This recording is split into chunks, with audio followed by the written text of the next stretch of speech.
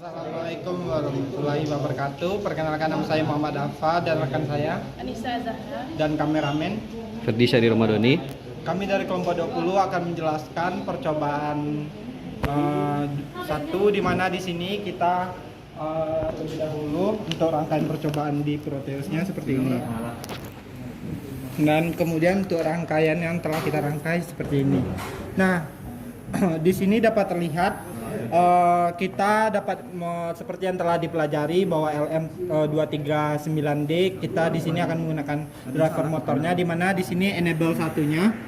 Untuk enable satunya itu kita hubungkan ke enable 1,2-nya itu kita hubungkan ke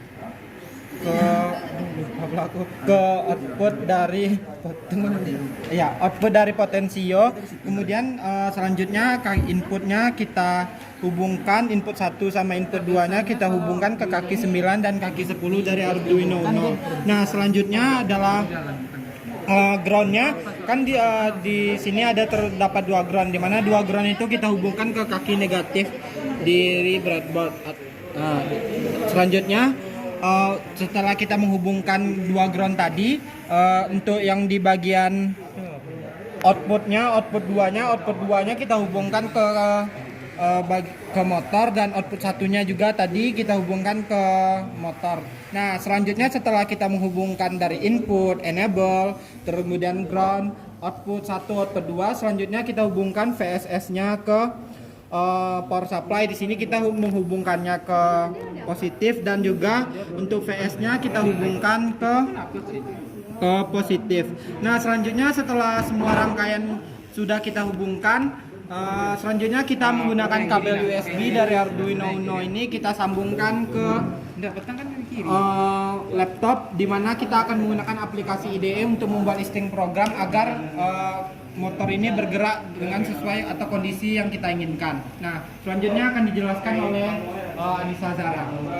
Baiklah, untuk percobaan satu ini pertama kali kita mendefinisikan input 1, deklarasi pin 10 sebagai input 1, kemudian deklarasi pin 9 sebagai input 2. Kemudian ada fungsi void setup, di mana semua kode dalam fungsi ini dieksekusi sekali. Kemudian ada pin mode in 1, output, artinya deklarasi ini sebagai output. Begitu juga dengan in 2 sebagai output. Kemudian ada fungsi void loop, di mana semua kode dalam fungsi ini dieksekusi berulang. Kemudian ada digital write in 1 high, dan ini artinya in 1 itu diberi logika 1, dan digital write in 2 diberi logika low.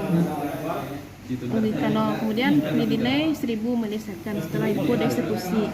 Selanjutnya ada digital write in 1 low dan in 2 low, artinya in 1 dan in 2 diberi logika 0. Kemudian di delay 1000 milisecond. Kemudian selanjutnya ada digital write in 1 low, untuk in 1 diberi logika 0, dan digital write in 2 high, untuk in 2 diberi logika 1. Kemudian delay 1000 milisecond. Kemudian terakhir digital write in 1 in 2 low, artinya in 1 dan in 2 diberi logika 0. Kemudian delay 1000 milisecond. Nah, kemudian di-upload rangkaian. Dan selanjutnya setelah kita upload dapat terlihat motor ini bergerak. Nah, kemudian di sini kita akan mengatur kecepatan dari motor DC, di mana kita menggunakan fungsi dari PWM, yaitu aplikasinya dalam mengatur kecepatan motor DC. Di sini kita menggunakan potensio, di mana potensio ini apabila kita kurangi atau kita mundurkan, maka dapat terlihat di sini bahwa motornya itu tidak bergerak. Hal ini dikarenakan semakin kita kecilkan atau kita mundurkan dari potensio semakin kita kecilkan duty cycle-nya, maka output atau kecepatan motornya akan semakin berkurang dan bisa sampai berhenti. Nah, namun apabila kita putar atau kita tambah atau kita geser ke kanan, maka kecepatannya akan semakin cepat.